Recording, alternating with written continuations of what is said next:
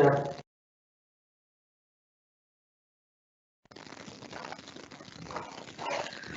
very warm welcome to one and all present here.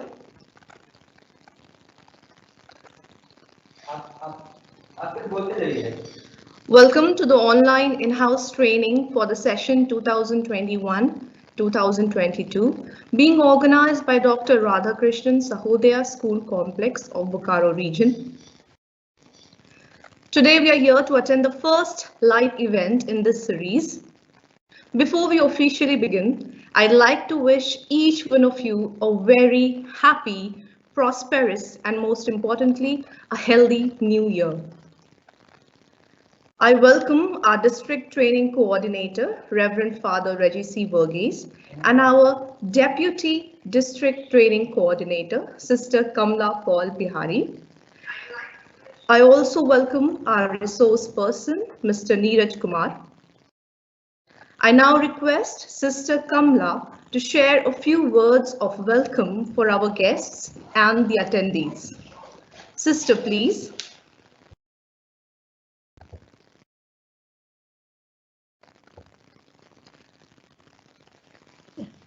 Now, can you hear me? Sister, we are streaming live with you, sister. You may begin.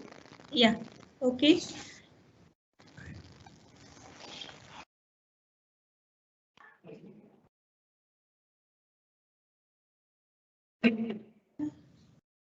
Not yet, no? Sorry, this has to come here. Sister, you're visible to us. Yeah, Sister, you're quite audible to us. Sister, you may begin. Yeah, okay. So thank you, dear. And at the outset, I'm here with the best compliment of the year to wish you a very happy new year to all the teachers present in the online live training program. And it is a joyous occasion for us that we as Bokaro Sahodaya, the Bokaro School Sahodaya Complex has managed to begin with this in-house training at our level, at the platform of Bokaro Sahodaya, under the aegis of Bokaro Sahodaya. And I'm grateful to our Sahodaya President, Mr. S. Gangwar sir, and Father Reggie, the District Coordinator for in-house training, as well as other principals, and above all the executive members of the Sahodaya, the members, the principals, who have really put their effort in bringing up this, in giving us this stage for all of you teachers to come up to this level that I'm sure you feel proud of becoming a resource person. You get a platform to deliver your thoughts, your reflection, and you also get a chance to update yourself. And so once you update yourself as a resource person, all the teachers are updated, you see. So it is really a very happy occasion, and I'm really very happy to see that first training session is beginning today. In fact, it has already begun. And my heartiest congratulations to the first resource person, Mr. Neeraj Kumar sir. Wish you all the best. And I don't take much time, but all the same, let me tell to all the teachers present for this online in-house training that please take it seriously. It is mandatory for all of you to undergo 25 hours of in-house training. We have been doing CEO trainings, right? But in-house training we have not done, and so we have to go for it. And every school has got few resource person, 1, 2, or 3, whatever, up to February it is. And so we let us cherish this hour. Make it enjoyable, and to some extent, if possible, interactive, so that it becomes a joyful experience, just like teachers and just like students. When teachers make teaching a joyful experience, children are interested. So same way, let us make it a joyful experience for all the teachers in the in-house training. So wish you all the best, dear teachers. And as a little information from my side, other than the 25 hours of training program, any of you among the resource person, if you feel the need of technical help, you need a platform. Okay, suppose you have any problem in your own setup, so we are ready here to support you. Holy Cross School has a setup, then MGM School has a setup, because both of us are coordinators, and of course the DPS school is always ready, because you are in fact the father or the mother of the Sahodaya, so you are there to help us out. So all the resource person, please feel free and comfortable to approach us, and we are ever ready to help you technically, and also for a place or even the devices. Suppose you need a laptop or a setting, we are ready to do it for you. You have to approach to us. So okay, Neeraj sir, over to you. Thank you so much and have a good time. Thank you so much, ma'am. So I have been given a very great welcome, ma'am, and this could be the best of this New Year's Eve and wonderful. I can see here like 1,312 attendees there, all my friend teachers from different institutions. Of course, it's a wonderful feeling and heartbeat just gets pounded. I have been taking number of sessions like that off stage with the HR trainers and as a trainer of my own.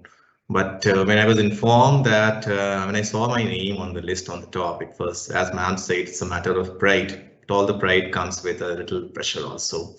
So first of all, thanks to our beloved principal, DPS Bokaro, Mr. A.S. Gangwar sir, who has been so much interested in providing all these platforms to every one of us.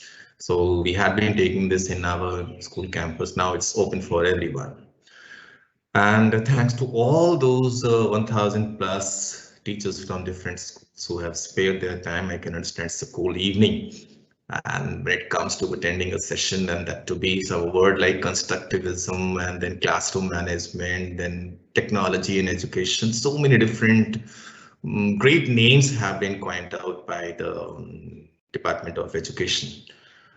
But dear friends, there's many of the resource persons. In fact, we all are the resource people. All of us, when we enter the class, we are the hero of the students. Now it's up to us whether we present them a super hit movie or we present them somehow or other not as they expected. So as ma'am said, it's not taken, if the moment we take it as a workshop and the moment we sit back and we think that today we are going to attend something and we have to learn something. So if I say it will be an exaggeration that CBSE has never taught us anything new. Nobody can teach us anything new, and so we can also not teach the children. We can simply show them some mirrors, some images, some experiences, and education is something which is taken. We cannot provide that. So no topic ever in the list which we get in NISTA and all, it's a new.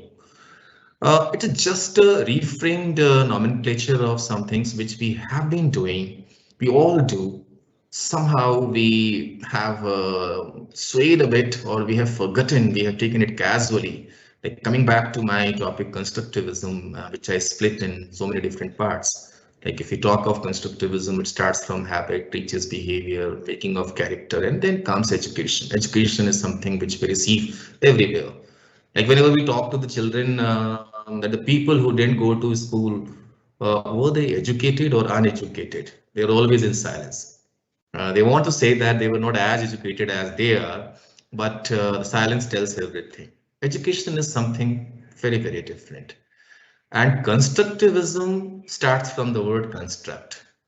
And the moment we say construct, it's a step-to-step proceedings. And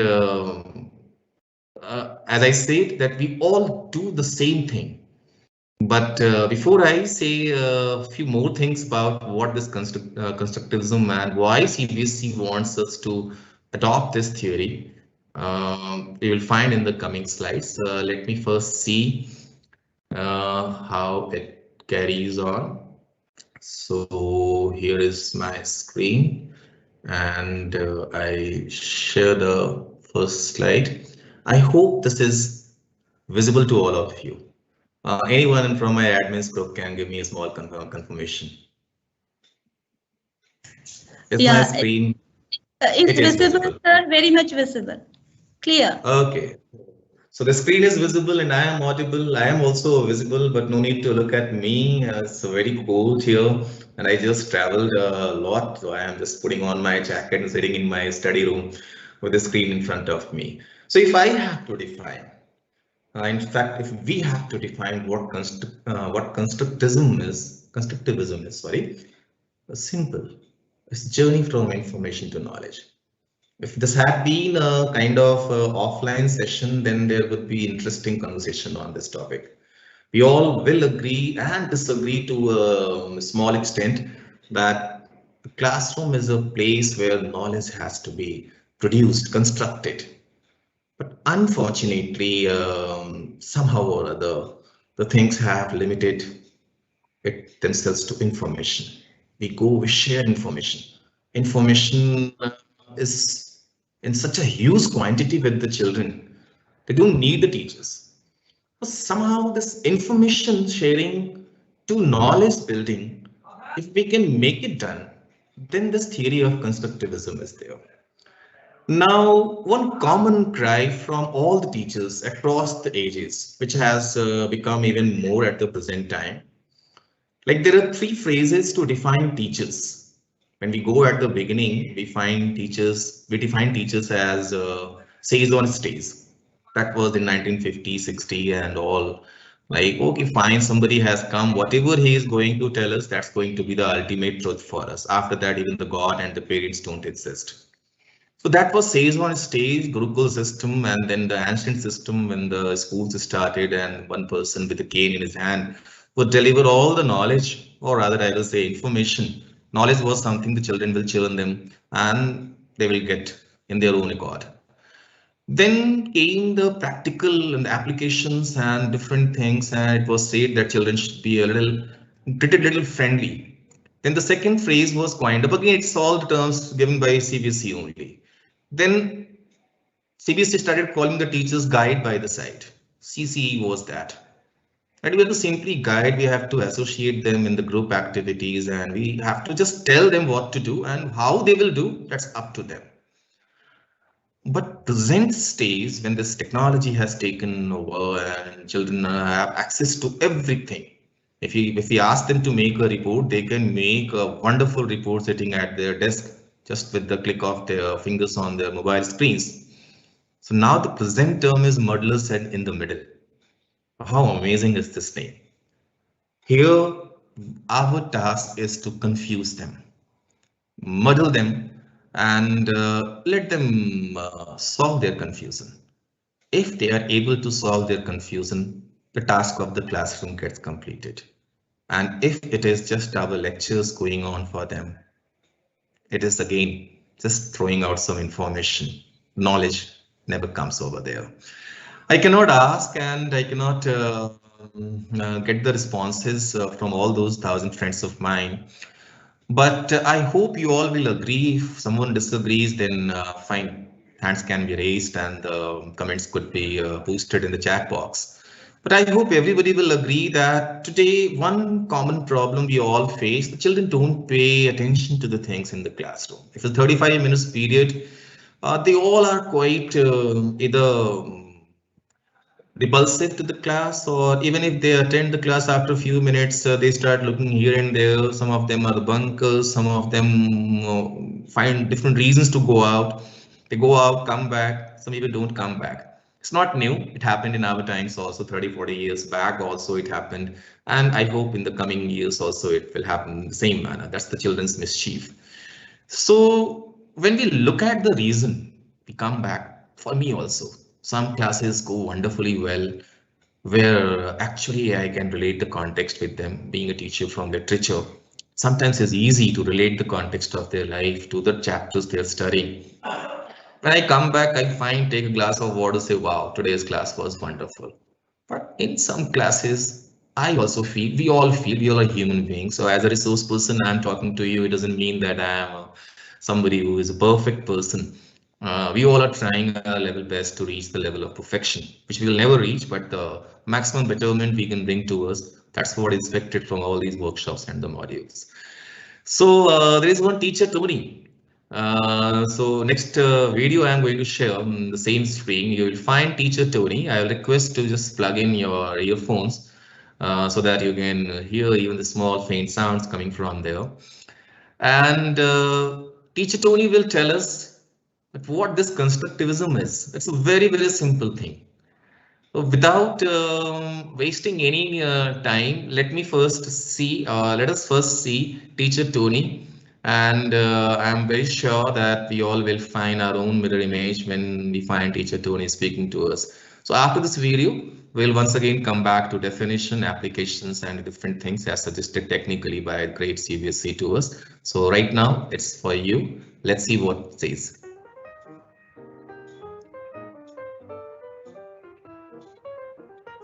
Meet Teacher Tony. Teacher Tony is having difficulty engaging his students in learning about resource sustainability and waste. His current curriculum doesn't build communication and collaboration skills or promote critical thinking and problem solving. He feels his students are passive participants in the learning process. Teacher Tony needs help. I can't get my students to learn higher order thinking skills and problem solving. Why don't you use constructivism to help transform your teaching so that students are actively engaged with problem solving in meaningful contexts? What's constructivism? Constructivism is a learning theory that equates learning with creating meaning from experience. Huh? Learning is more meaningful to students when they are able to interact with a problem or concept. Constructivism can help engage and motivate your students by making them take on a more active role in the learning process. Constructivism utilizes interactive teaching strategies to create meaningful contexts that help students construct knowledge based on their own experiences. Huh? You've probably seen constructivism at work and didn't even know it. Constructivism is often used to teach higher order thinking skills such as reasoning and problem solving, while also helping students transfer their knowledge to new and different situations. Common examples of constructivism include role-playing or simulating a historical event or time period, debating controversial current event issues and topics, utilizing cooperative learning groups to teach multiple perspectives, and allowing students to engage in real-world activities like internships. Now let's see if we can apply the principles of constructivism to help solve Teacher Tony's problem. First, Teacher Tony must decide how to actively engage his students in the topic. Teacher Tony decides to utilize the idea of problem-based learning to actively engage his students by challenging them to answer a real-world problem. Teacher Tony came up with the following essential question. How can we reduce waste to help sustain Earth's resources? Teacher Tony planned the following activities to help students answer the essential question. First, students will tour a local waste and recycling plant to learn firsthand how waste and recycling materials from their community are handled. Next, students will weigh and record how many pounds of food scraps their family puts into the regular trash each day. Then in groups, students will further research solutions to the problems in books, on the internet, and by interviewing experts around their community and the country using the telephone and Skype. Finally, the student groups will determine how they want to demonstrate their solutions to the essential question. Examples might include student-created books, slideshows, and public service announcements about recycling and the 4 Rs. These learning artifacts could be displayed to members of the community and parents at a family recycling night. After implementing these principles of constructivism, Teacher Tony's students are more actively involved in their learning by engaging in problem solving, higher order thinking skills, and collaborative work. Using constructivism really helped engage my students. If you are wanting to build problem solvers and critical thinkers, then you can use constructivism to solve your problems, just like Teacher Tony. So here it is, dear friends. As a human being, when we think about ourselves, we find only one reason to talk to someone or to listen to someone. Why? What is answered in the curriculum, as Teacher Tony is saying? Like what they have to study, we design in the curriculum. But why they have to study, unless they know about that, nobody is going to listen to us. Like in a chatting between 4 friends, if we look at them, we find no one is willing to listen to anyone. Everyone wants to suggest his or her own opinion, and he wants his friends to hear that what I am saying, that is most important one. If this is the response for the friends, then for teachers also the same thing. Unless and until I relate my topic of literature to their life, there is no purpose. So, dear friends, in so many videos like this, you can see it's available on different channels. We find that the very simplest definition of constructivism is like how we can answer this question, why? If today we are going to talk about the French Revolution, then why as an Indian in this 21st century, he should read about it? What will be the benefit? We are into a give and take world. If we say that presently we are dealing with the students who are very much task oriented, nobody is going to be a saint or nobody is going to become sage in the coming future. They will spend their time only if they find there's some use of that. So the first thing that is the basis of this constructivist theory is to answer this question. Like many of our science teachers say that children are very interested in maths, physics, chemistry, bio and science papers. Again, it's not the subject, it's the competition which they have to face that brings them in attention. That is the thing which motivates them. So we can see the definition here, the theory which believes that humans generate knowledge and understanding as a result of their ideas and experiences. I hope nobody will disagree to me. Nobody in this world can be motivated completely by someone else's ideas. What I know about John Keats is my exception. But if a child can look at John Keats in his own way, and if he can look at William Wordsworth as a poet of nature and he can feel the nature, we cannot teach daffodils in the classroom by just recitation and giving them some poetic devices. We'll have to show them, if not daffodils, then at least some flowers outside in the forest. What they will get if they study, or if they read a certain thing, if they try to know a certain thing, if they are given, if their ideas are valued, if their experiences are respected, if they are taken into the confidence that yes, whatever you are saying, children are not duffers, they are not zero. That's why in Russia, one of my friend was saying, no child can be marked zero in the exams because nobody can be zero. He has something upon it. Now the question comes, then what it is teaching for understanding. It's not teaching for just observation. Just for information, nothing is needed. They might learn all the physics and all the mathematics, all the science papers for the exams, but ask a certain engineer or a doctor how much they remember about the subject they studied in their school days. I hope many of them will be showing a hunching shoulder for that. So that is why the first thing I have put so many question marks. What it is very simple in the first statement. Answer this question that today we are going to spend 35 minutes on a certain topic, whether it's a fine arts, painting, music, dance, whatever, what will be the advantage to them? The moment they get the advantage, the moment they can relate their life, their own abstract world to the things brought to them on the chalkboard, on the smart boards, on the screens, hardly matters. Things are seen. It's not that the screen has taken them away or the chalkboard was more captivating. Nothing was there. It is simply the purpose which they find missing.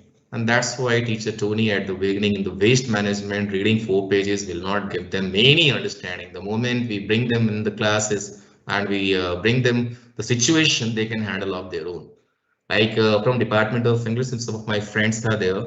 There is a very beautiful chapter, Journey to the End of the World in class 12th, which unfortunately CBSE has deleted. There, the Russians have started long back. They started an excursion where they took the children to Antarctica region. The question is why?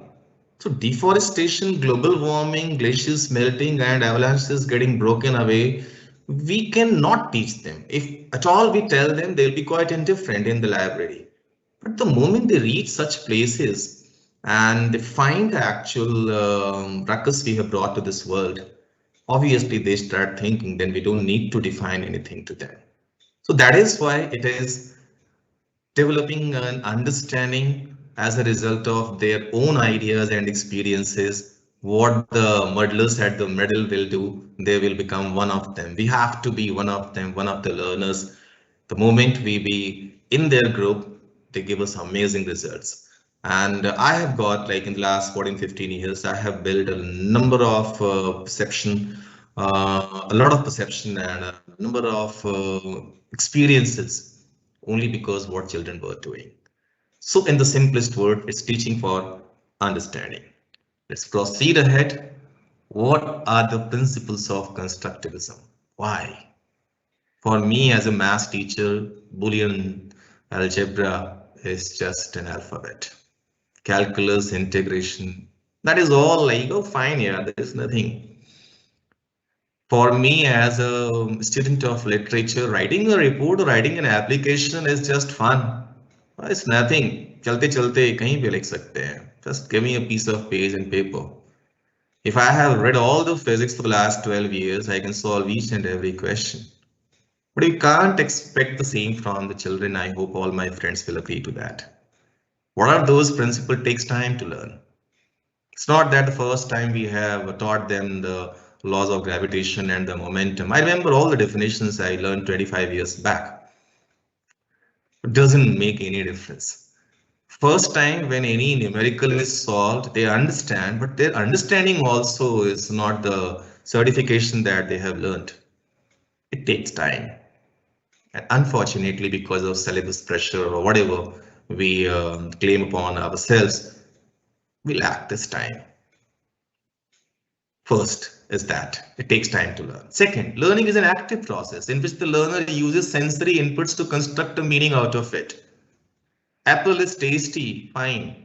Unless and until the apple has been tasted, there is no meaning. If we take the book to a slum and we start explaining apple roses, we'll find children not looking at that.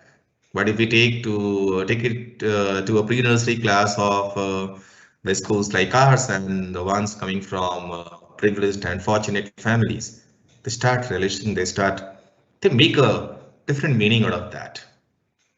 Third, learning is a social activity.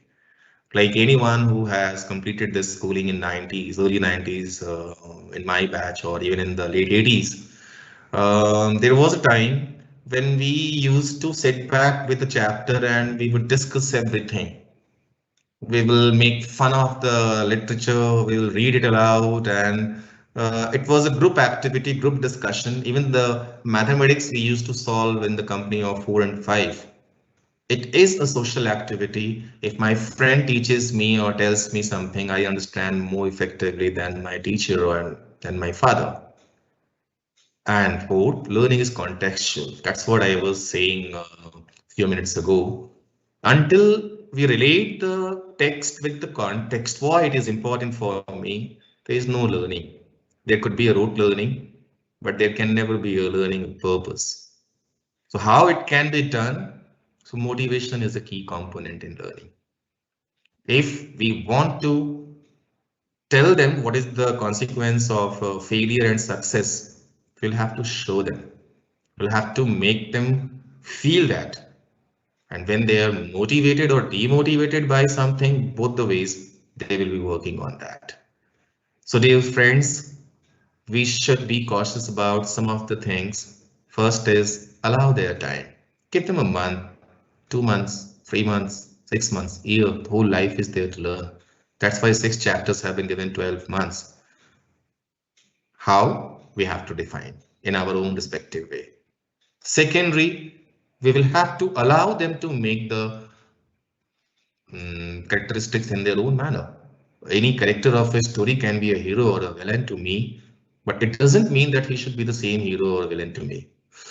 I can teach them how to write reports, but then if we ask them to write a report on a certain topic, then there is no report writing for the child.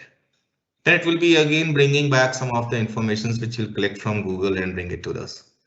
So the moment we teach them how to write an article or a report, and allow them to create their own report on any of the topics they find interesting or they find connected to, I am sure, and that I have applied to the classes, we get amazing results. Some of the reports I learned by heart even now after many, many years. They write so beautiful. Their language is much more beautiful than we can think about. And pin drop silence, of course, it's needed. But all 35 minutes, of course, silence cannot be converted into noise. But if everyone is sitting like a statue, then according to this theory, there is no learning taking place in the class. There should be some social interaction and context. What they will get out of spending these 35 minutes is very, very necessary, and motivation that we all know we all have to bring. Now, anyone of us, if we think that this constructivism is a new concept CBSE has developed, so at the beginning only I said CBSE or any educational platform, they haven't developed any new theory. There's nothing new in this world. Like if there's law of conservation of energy, if I have to quote, I don't know out of where it comes to my mind, but I feel like quoting that no energy can be created or destroyed. We can simply transform its form or transform it from one form to another. So all these theories, all these ways of learning, the naturalist approach and the socialist approach, all these approaches had been there, and we have studied in our beats, all the teachers. We have studied so much, but we didn't practice. You can see some of the four, like these four great pioneers who brought this concept of constructivism long back. They will be called as ancient if we talk about them now. Many of them have departed even before our arrival. So Jerome Bruner, we can see Jean Piaget, we can see Lev Vygotsky, we can say, and John Dewey.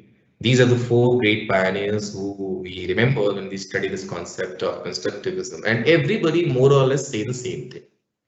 One by one, let us see.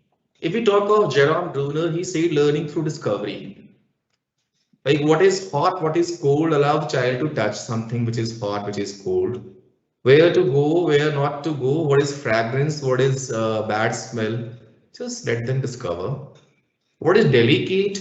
Ask the child to touch a flower and he will understand. No need to see dictionary. He will never forget. I hope, dear friends, we all will agree that even though I have got through 10 strange words, like our Honorable Sachit Tharoor, who he speaks amazing English, but useless English, because even dictionary will not support whatever he speaks. Will we understand? Will we remember those words? I tried my level best for the last 25 years, but I could never get any one word used by the great scholar of his own time.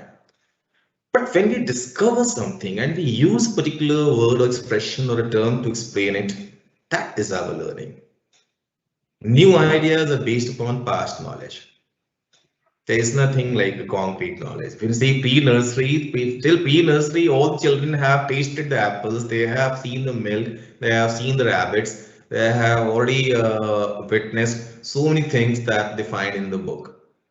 So, and then they develop new ideas, new alphabets, new ways to pronounce them, to write them. That is over there. And third is instruction based on cognition. So until we know that the child is ready to take the things from us, how much he will understand. Like if I enter class 6 and I start talking about all the great philosophies of the world, starting from Socrates and Plato, then I hope I am disturbing them. If they are not shouting back at me, that's their respect, and I should honor that. So we have to always clarify to us that what instruction we are going to provide the young minds, that should be based upon their mental limit and whatever they have studied and whatever they can digest and attribute to. This was Jerome Ruler. Now, when we come to the second person, Jean Piaget. So, Jean Piaget, so we'll find that's the most interesting thing, which as a teacher, I suppose every one of us must make as our own principle. What is that? Children think very differently than adults. Their way of thinking is entirely different. We cannot compare. And if we compare, we will find them outsmarting us everywhere. Because there is a very ancient statement, there are not 7 wonders in the minds of children, there are 7 million. What they can assume, and sometimes in their ignorance, they can tell us, it's amazing to think about. What we need to do, they cannot think like adults. Adults can at least try to think like them. The day we started thinking like children, our constructivist theory start there. Well, second point, Piaget says that children are active learners and do not need motivation from adults to learn. Very interesting is this. The moment we say that children need motivation, first of all, motivation is needed for those who are demotivated. And my 46 years of this age, I haven't seen a small child who is demotivated. He needs motivation from outside. He is already motivated. He is ready to do anything. Just they need one order. What we have to do, we have to provide them a good learning experience and to involve them in that. Like how to hit a ball and how to swim in a pool. It's useless until the person has hit the ball himself and once jumped in the swimming pool of himself. So that is why it is said they are active learners and they don't need motivation. We simply need them stipulated for some action and something which can excite them. If they're excited to do something, to explore something new, we have done that already. And last thing, what Piaget says, that children construct new knowledge as they move through different cognitive stages. Cow is a different meaning as child, as an adolescent, as a grown-up, as an old person, religiously, socially, biologically.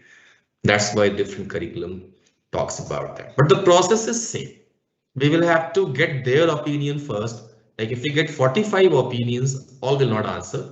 But if we get 25 opinion of the children on a certain thing, any topic, any issue, any statement, whether it's a Vedic or scientific, I'm very sure that our perception also will change a bit. More or less, his theory also is the same. When we talk of Vygotsky, he says that learning takes place within the context of a child's social development and culture. That is one of the reasons for the children's despair in our classroom, dear friends. What I have witnessed, like it depends. There may be a child who is very intelligent, but he comes from a different social cultural background. So maybe he's not able to adjust, or even middle class children go to the celebrities world and some institutions like Loon and all, and they find themselves a little introvert, even though they have won a number of prizes and trophies in their school activities. So they will not be taking up the things, the experiences will not be same for them. It depends a little on their social development also, how they have, where they have come from and how they have been nurtured. Very important is this. But the question is, like the classroom is a heterogeneous group. They come from different backgrounds. So if they are not that much adept, then what we should do, It's the responsibility of the teacher to address them and to tell them or to bring them a uniform culture or uniform social perspective. Because until for them the social development is the classroom. So this classroom needs the things to be done. And then he says we need to discover the level of each child's cognitive or social development and construct their learning experiences from that point. That's what was Vygotsky's statement, and John Dewey makes it very simple. Learning should engage and expand the experiences of the learners. Experiences, not the informations. Again and again, we should quote this word to us when we enter the classroom every morning, that it is experiencing, making the children experience something, not to hear, to listen to, or just to see. So education is a social process. It's not individual at all. And they learn by doing and should be allowed to construct, create, and actively inquire. If they don't do anything, then like we all say in the theory and practicals, that there is no, I asked one day, I'm sorry if I sound a little offensive to the science teachers. Oh, I say it because this was statement from a student in one of the plays in our class 11th English textbook, the Browning version. So there the student had said, so there is hardly any science here, the lower forms. So I asked them, have you ever attended any science class? They said, yes, sir, so many. When I asked that as a class 12 student, how many gases you have made in the laboratories? How many slide calipers measurement and how many screw gauge measurements you have taken? How much of the resistance you have measured after making some electricity, the current flow through a wire? They all became quiet. But that is what we are saying. It's not the laboratory only, it's the whole world is a laboratory. So until they experience, there is no constructivism.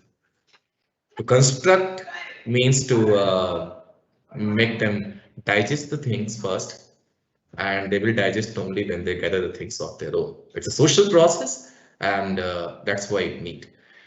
Next is something which we have seen in so many of the any workshop that we attend.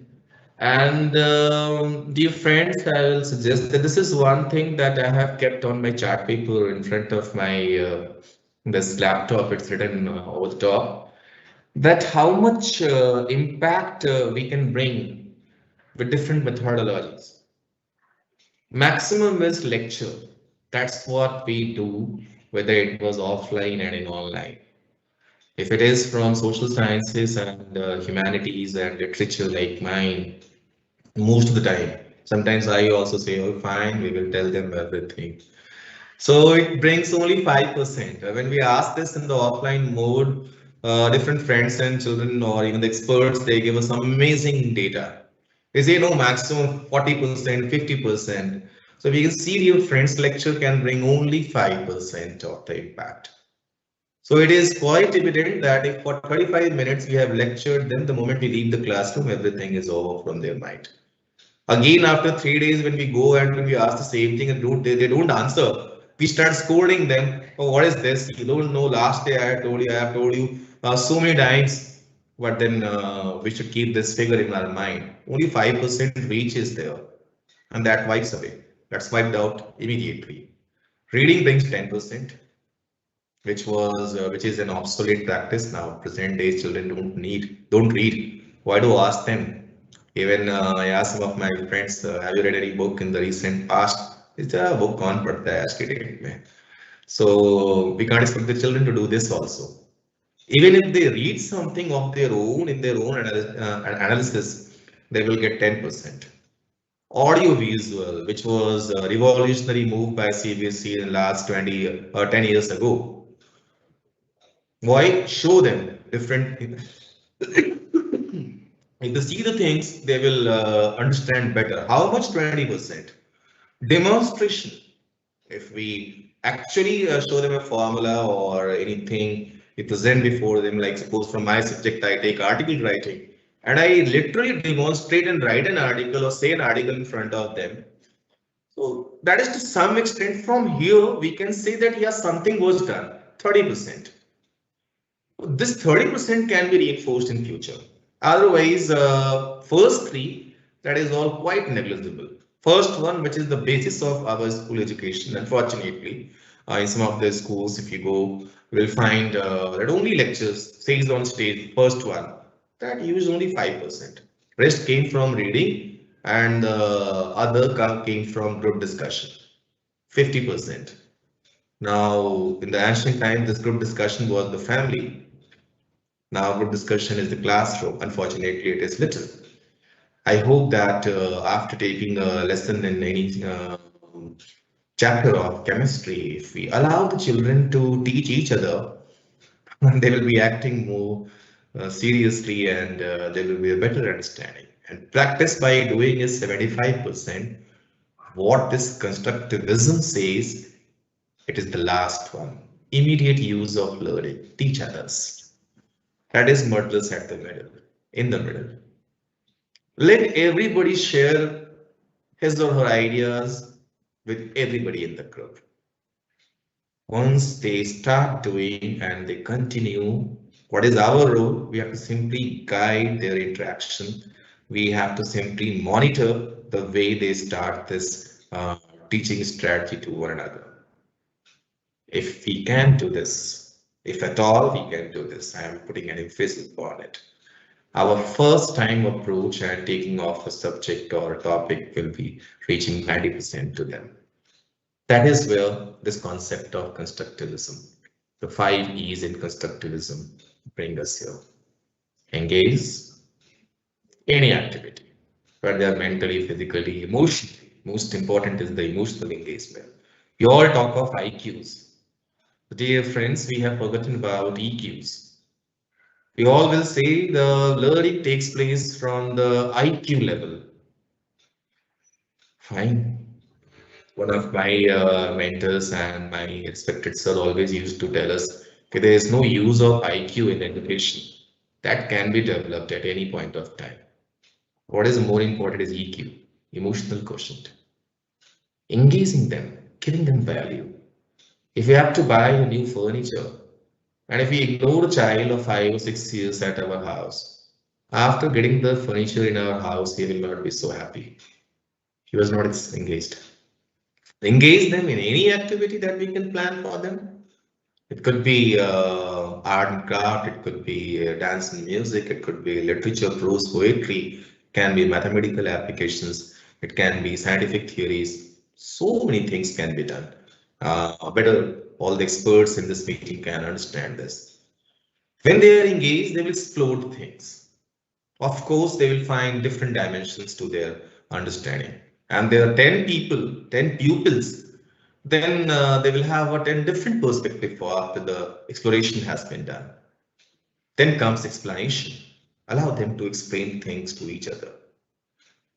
Then our work comes after the explanation, elaborate a little more what they missed out in their ignorant mind, and then evaluate, not through the questions. Because we always say, and every child sometimes utters to me, maybe to all my dear friends, the children come and they always say, sir, it's not necessary. We have given 15 questions. Maybe the child knows only those 15 questions, or maybe he doesn't know only those 15 questions. So the evaluation criteria also needs correction, which this new education policy has brought in, and in the coming workshops sessions we will be knowing more about NEP also, what provisions they have made for that. So these are the 5 E's in constructivism: engage, explore, explain, elaborate, and evaluate. Well, very good it is. Now how it can be brought in classroom implications? How can we make the things so simple? As a teacher without technology says that focus on educating the whole child, physically, mentally, and socially. I didn't write here because that will be an offense to the given diction already, emotionally. Every child in the present time, in our times also, everywhere, is a socially broken person. Broken in the sense he wants to relate to all, but there are very few in this world who accept a child. I will request all my friends to think about this statement again. We don't allow the children to come to us. We bring the toy to them, but the moment he breaks the toy, we scold and we bang them. We do so much. Why? Because I had brought it to for you to play. And so from the home, from the society, from the school, from his peers, child has a trauma in his mind. And when we go and start talking on some empathy, sympathy, and so many great words, nothing matters for him. So it's not physically and mentally making them sit in silence and attacking on his mind with the informations. No, emotionally relating to their context, and we all can do that. Like whatever language I could learn in my life, that was from mathematics teacher first. So my first English teacher is from Department of Maths, and second is from Department of Physical Education, PTI in those days. Then second point, the teacher is a guide for resources. It's not a resource at all. We are not at all a resource. We can never teach anyone. We can't teach even ourselves. We can show them that how they can use the resources, how they can use the book, how they can use the mobile phones, how they can use the Google, how they can use different interfaces that they are available with. And then it's required for all of us that tailor the learning experience of child and then encourage students through exploration and inquiry. Allow them to ask questions, as many as possible. Do we really allow them? If the answer is yes, we are going well. If the answer is no, needs a thinking. Their inquiry irritates us. First, second, third, fine. So you remember that story of Akbar and Birbal says काम से गुस्सा नहीं आता. Okay, fine. Then Birbal started testing him. Sir, really? I don't feel anger. So no, कुछ तो होता होगा तभी आता होगा. नहीं, कभी नहीं आया. अच्छा, फिर 10 साल पहले, after 5 minutes, that saint threw Birbal away. So we don't. We also do the same thing. We are very wise. We are very intelligent, but we don't encourage their exploration, and we don't address their inquiry. So without technology, we are in the classroom, at the home, we can use these four strategies. If with technology, then wonders are there with us. A teacher can guide students through word processor, can focus on vocabulary with electronic flashcards and tablets. So easy is this. Like I go to my classroom and I find that use of mobile phone, Google is so brilliant. The moment we are stuck in any context, any phrase or any word, immediately we can open that up. They have their own tabs, they can immediately switch upon that. So easy. Ask them to find out what a certain word means. And if it is a science classroom, so they can also create art, spreadsheets and models through digital programs which they are doing as such. Like in many of the institutions, we get participation requests from Delhi. So they all are app designers and all the children, they are participating there and they create wonders over there. So with this technology, this classroom implication of constructivism is full of wonders. We can do that. But is the education process of education one-sided? Answer is no. There are some receptors also, those who are going to take us. So we have some implications for students also. As a student, without technology, how this constructivism can work? It is here. The student can focus on social aspects of life rather than worrying about memorization of facts irrelevant for their real life. That's what is especially for the art subjects. What they will get changed in their life, how they will find a bit of benefits or a bit of difference coming to them after studying something or after trying to know about something. They can do that. But the first initiative has to be taken from the teachers. They can proactively involve in future problems, hypotheses and solutions. Instead of just crying about why the things have happened or happening, they can focus, they can make a debate and discussion how to stop the problems to take place in the coming future. They can, of course, do that, and with their plans, action plans, we can define some of the outside classes, experiential learnings, excursions, so many different things, case studies. We do that, and when they come back, they come with amazing reflections. We had this Azadi Ka 75वां वर्ष आजादी का Amrit Mahotsav. In this, we had an activity of joy of giving. Some of our students went out and they shared their gift items with others. And when I talked to a few of them that what you felt, believe it, dear friends, for 30 minutes they continued to tell us about their problems, their emotional despair, and all kinds of the things that we should and we can do for them. So without technology, they can do like this. But we are sure that nobody is without technology.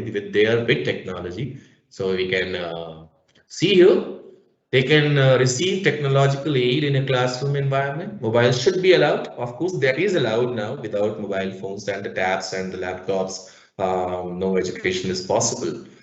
This is the third year in continuity. So the use of technology would promote responsibility, independence, and trust in the students. I will extend my apology in the spacing between the two words in this slide. I hope you will excuse me.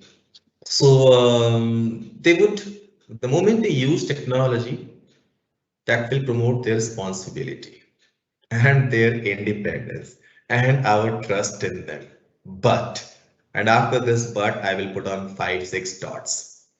It's not to be like freedom is never an unwarranted thing for them. It does require some of the controls and guidance from our side.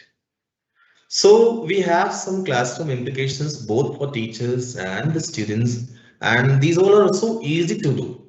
In fact, we all are doing. That's what I said in the beginning. We are. It's not that we are not doing that. We are doing that, but we are doing this randomly. And after these modules and after some of the workshops like this, what's the purpose? Purpose is that whatever we have been doing in a random manner, that can be planned out and can be executed in a perfect way. So that's what is expected from all of us. Now, ultimate actions with a constructivist approach. We are heading towards the end. As I said, lectures work 5%. So I will not be worrying you with the 5% proportionate impact on us. What are the things that we can keep with us? These are some of the statements we can put as a message on our walls. Let us see some of them and then I will wind up the things. Encourage and support students' initiative and autonomy. Give them respect. हमेशा हम लोग बोलते हैं बच्चे हो बच्चे जैसे रहो. Fine, बच्चे बच्चे जैसे हैं, शायद हम नहीं रहते हैं. So we have to give them all the chances to take initiative and autonomy. Whatever they do should be appreciated. If the first drawing of ours was appreciated by our drawing teacher, despite it was so horrible, then we have an obligation to say all the children, well done, even though they could not do anything. This one word, well done, creates wonders. Try to use raw data and primary sources in addition to manipulative, interactive, and physical materials. Raw data and primary sources. Don't give them complete informations. No need to give them complete informations. Like that's the difference between Bollywood and Hollywood. Bollywoods always end on happy ending, and Hollywoods leave us all puzzled. Extrapolation used to be a very effective tool in our literature studies at one point of time, which unfortunately has disappeared. One question was there in the exams based on extrapolation, that if you are a writer, you have to write in a different way and you want a different ending to the story. How will you do? And whenever this activity was conducted, I have some wonderful experiences, and so my friends must have. So second thing that we can do is this. Third is create a thinking and problem solving environment. Not just a criticism, and problem creating environment. Ask them, give them a situation. They will come out with solution. Our task is to whether reinforce it or correct it or edit it a bit.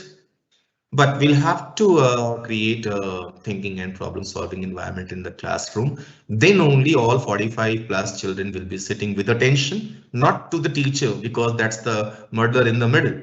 He is not the person to be attended to. The ultimate thing to be attended to and to be concentrated upon is the learning experience that we have brought to them.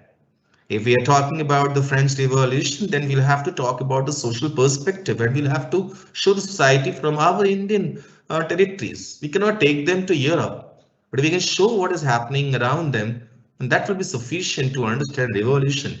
Later on, we can add on anything French, Russian, October, November, White Revolution, Red Revolution, whatever. That is what we need to get. Now use coaching and supporting to build student understanding. Coaching and supporting, not tutoring.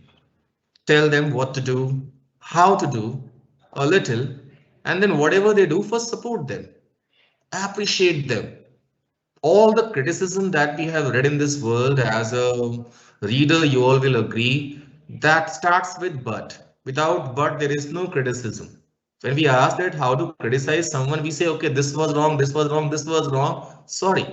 The basic theory of criticism, people from my department or anyone from the literature, those who have studied this as a paper will say that criticism starts with appreciation.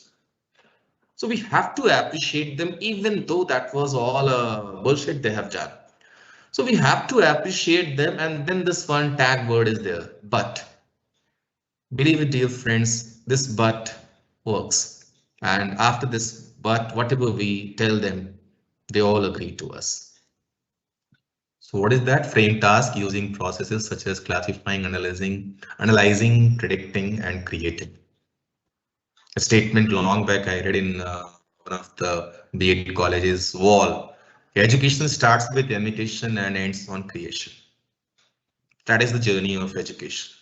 We start with imitation, imitating our teachers, our friends, our parents, our uncles, aunts, and ultimately we create our own individuality and we come out with a very different personality.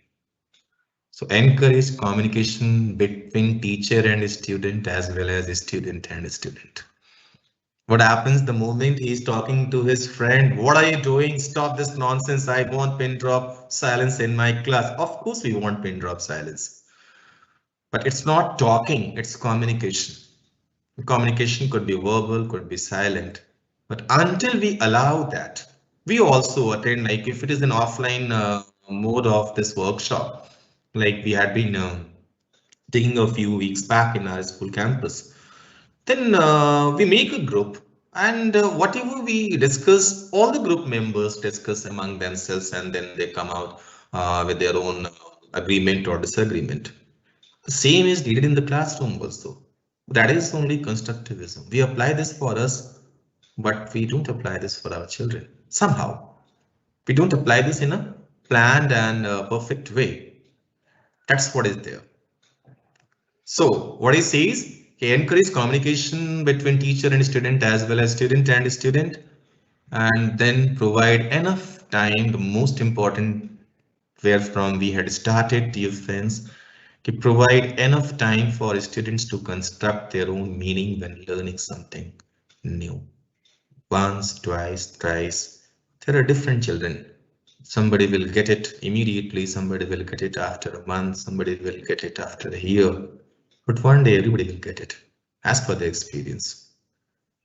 What is pain? A poor will realize immediately. A rich will realize after some time. What is luxury? It's a vice versa. But after all, everybody will understand. So what type of classroom we should have based on this? So our classroom also should have not a neat and clean walls, smart board, chalkboard, some posters, some papers, write-ups. No, that is not. That is something very ancient. what Central Board of Secondary Education, the great experts tell us. Our classroom should have, especially the elementary classes, they should be full of so many different things. So in the next slide, we will find out that what actually constructivist classroom should look like. Have some attention. Watch this video.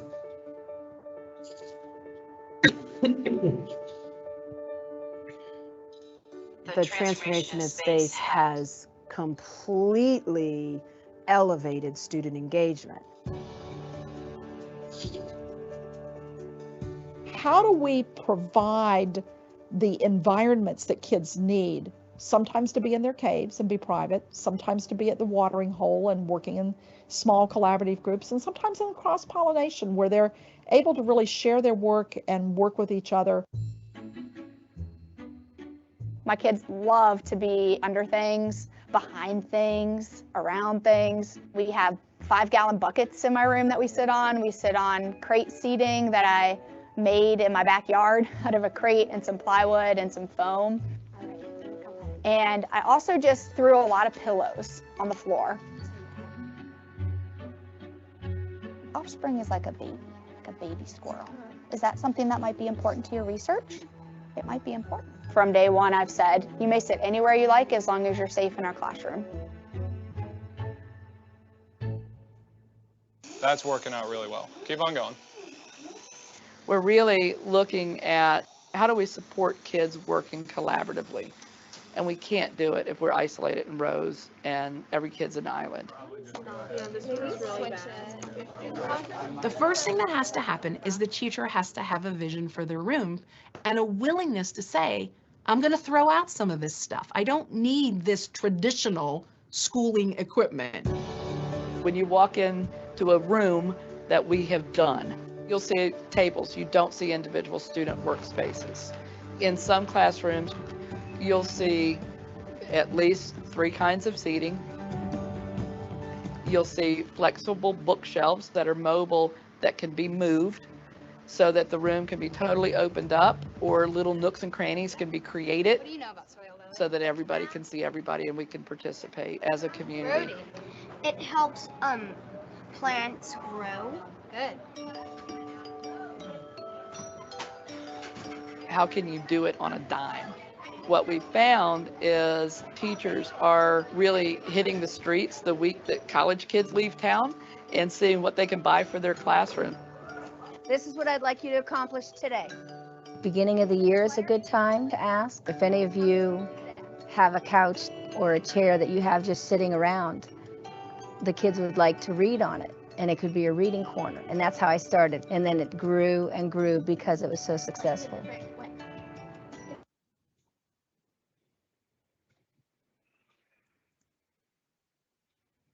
So dear friends, 21st century classrooms should be like this. Gone are the days when we were talking about all the pupils coming together and learning from one person and respecting him like a god. Fine, we still have the same respect. But the ways to express that respect, they have changed. So with the changing times, with the technology, with the tools, with the change in the pattern of schooling, it's time for all of us to change according to our needs and our capabilities. In short, we can say what is constructivism. There are so many modules. It was very difficult to assimilate all the things in 60 minutes. Each and every philosopher needs a complete study. To be honest, I didn't go that far, but I made a kind of research in the last 5 or 10 days that how in shortest possible manner we can define this. The only message towards the end that I want to deliver to all my friends, and then I will wind up. What do we expect from this concept of constructivist theory? It says, let's connect classrooms to life, not to books. If the life is connected to the classroom, classrooms will be lively and life itself will be a classroom. That's what all the great scholars have been saying this for the last so many years. That's all, dear friends. Thank you so much.